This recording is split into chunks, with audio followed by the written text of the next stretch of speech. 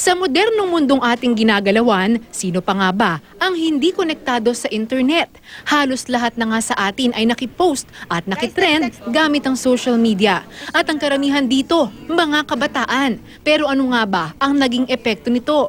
Sa survey na inilunsad ng Stairway Foundation Incorporated noong 2015, 8 sa 10 kabataang edad 13 hanggang 16 ang biktima ng cyberbullying.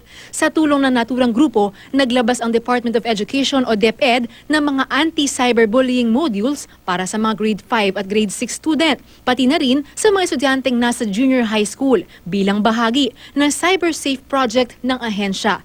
Ilan sa mga paksang ituturo sa module ang account privacy, image and content sharing, pornography. Kabilang na ang selfie at text messaging.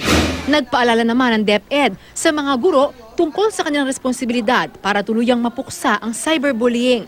Sila raw kasi ang isa sa magsisilbing sandalan ng mga bata sa oras na mabiktima ang mga ito ng pang-abuso online.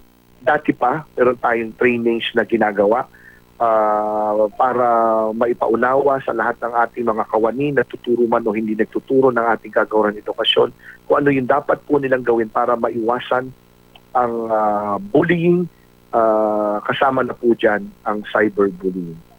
Sa ngayon, maaring ma-download ng libre ang mga module sa CyberSafe website. Nakatakda ring maglabas ng mga kopya nito sa susunod na buwan. Patuloy namang sinisikap ng DepEd sa tulong pa rin ng ilang grupo na makapagpalabas ng mga module para sa estudyanteng nasa ibang baitang. Rida Reyes, GMA News.